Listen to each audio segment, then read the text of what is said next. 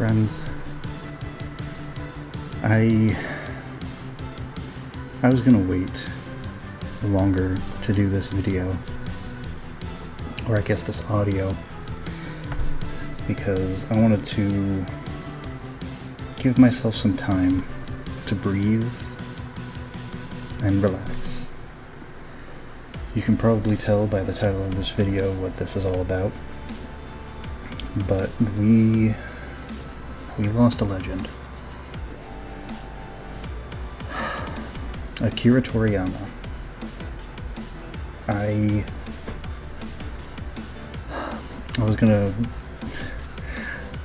was really hoping by now my new model would be finished so I could show you guys it before I actually came back and made a video, but I feel like this is something to talk about because I've been seeing videos left and right of people, sharing their stories, talking about how their lives were changed by Toriyama, and I kind of wanted to join it and share, what he meant to me. Because everywhere I go, on Twitter, YouTube, and TikTok, everyone's just talking about all the other manga creators giving their best wishes and talking about how Dragon Ball changed everything for them, that they wouldn't be where they are. And I agree. There's a lot of manga that would not exist without him. There's a lot of people, content creators that would not exist without him. So aside from showing 2 examples of his influence, I just kind of want to sit and talk for a little bit about my experience with Dragon Ball.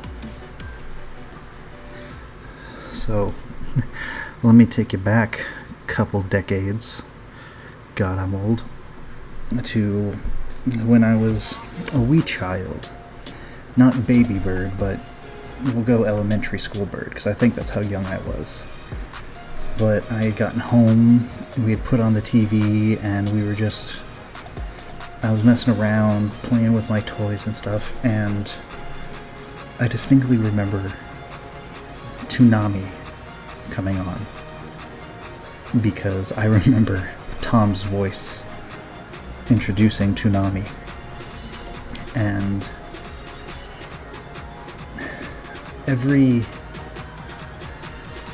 everybody, whether they love anime or don't even know anything about anime, knows for a fact how everyone in the world felt when they saw or heard about Goku going Super Saiyan for the first time, and how that broke the world because it was so incredible, and that feeling of seeing it happen was incredible. So when Toonami came on, the very first episode of Dragon Ball Z I had ever seen was Goku going Super Saiyan. And for little toddler, elementary school bird, that was an incredible sight. Just the animation, the fights, it looked so amazing. But after that, I had completely forgotten that Dragon Ball even existed. I had no idea. I didn't know what it was, I had a short attention span, I was a child. But that was my first introduction into anime. It wasn't until years later that I actually started watching anime, reading manga, and then I found Dragon Ball all over again, and I was so stoked to finally watch it for the first time ever. But the way it went for me was, I was still a kid, But I had started watching Codename Kids Next Door and Grim Adventures of Billy and Mandy. And in Grim Adventures of Billy and Mandy, you know, it was, if I remember right, it was a tournament. And both Billy and Mandy were in Dragon Ball style hair and were fighting. And it was so cool and so funny. And at the time, I hadn't put together that that was a Dragon Ball Z reference, because I still hadn't watched Dragon Ball Z. But then, when it came to Codename Kids Next Door, and number 4 becoming Forku, it was then that I realized what Dragon Ball Z was, like what they were referencing, because I recognized their depiction of Frieza and the Super Saiyan hair. It was at that point I decided to go looking, and I was like, what is this? Why do I remember this? And that's when I rediscovered Dragon Ball. And I was so happy. I was so stoked. You guys have no idea how quickly I binged through Dragon Ball Z, and GT. Fuck you, I like it. I binged through all of those, and I was so stoked. Like, the fire inside me for my excitement of anime was reignited when I saw Dragon Ball Z. Like, I fell into the hole of watching anime. I started watching Naruto, Bleach, One Piece, like, hell, after my first instance of seeing Dragon Ball when I was a kid, my first ever, sit-through of an anime was Tsubasa Reservoir Chronicles. And some of my friends still make fun of me for that, but I don't care. It was a good anime, and a good manga. But after that, Dragon Ball kind of started to not really take over my life, but it started influencing things. Like, I had a woodworking class in, I think it was middle school, and we were making a clock, but we had to laser engrave something into it, and so my laser engraving was Goku and Gohan doing the father-son Kamehameha, because it looked cool on a clock.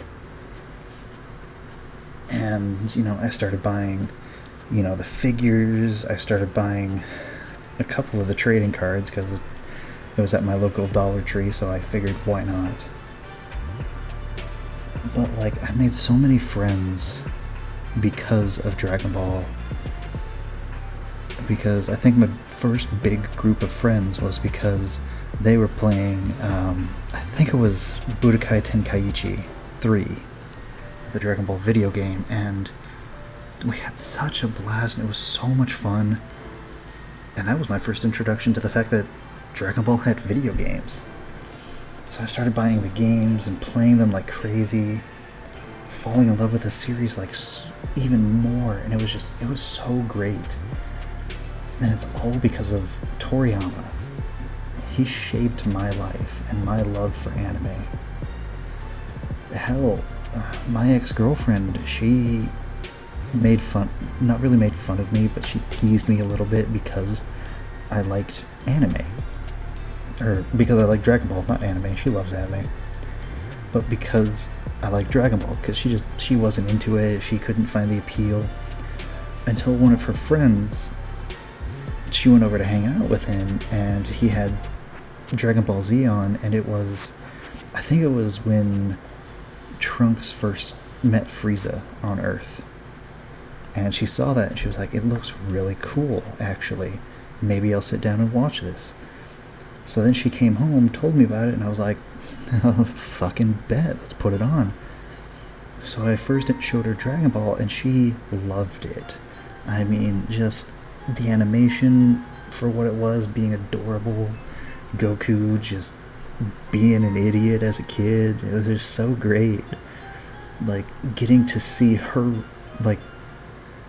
because when I first saw it, I had all my reactions, I felt so good, but seeing someone else react the same way to a show I love.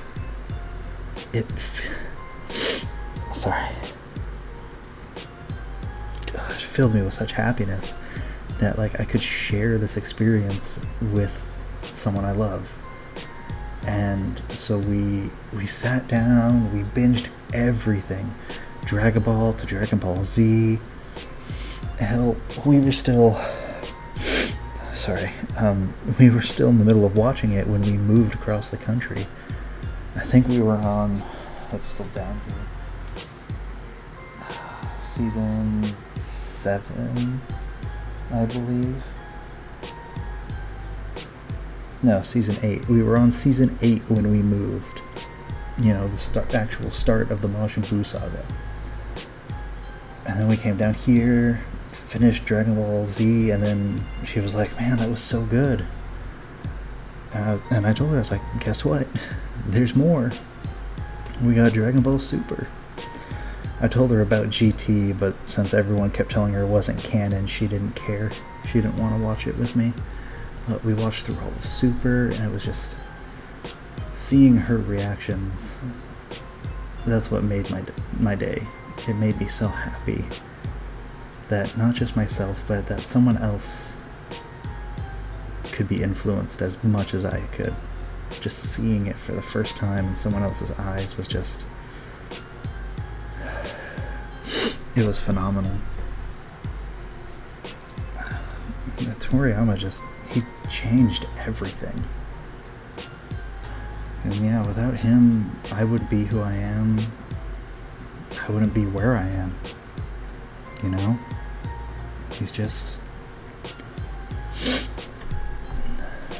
the world's gonna fucking miss him, man. I'm gonna miss him. And I hope that, oh God, I can't remember his name for the life of me. Let me look it up.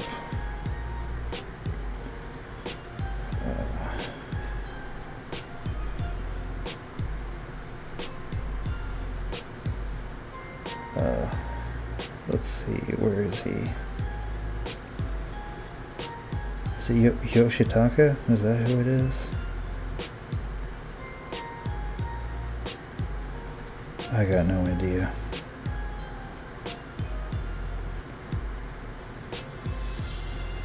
Oh, Yo-Yo Toro. Sorry. You know, when I heard that he was, you know, he came up with the Dragon Ball Super stuff and he helped usher it along and write everything, and it's just, I hope he does a good job without Toriyama. Like, I hope the torch got passed and he does Dragon Ball justice. And I hate to end it like this, but in the words of Oda Sensei, may heaven be as beautiful as you pictured it, Toriyama.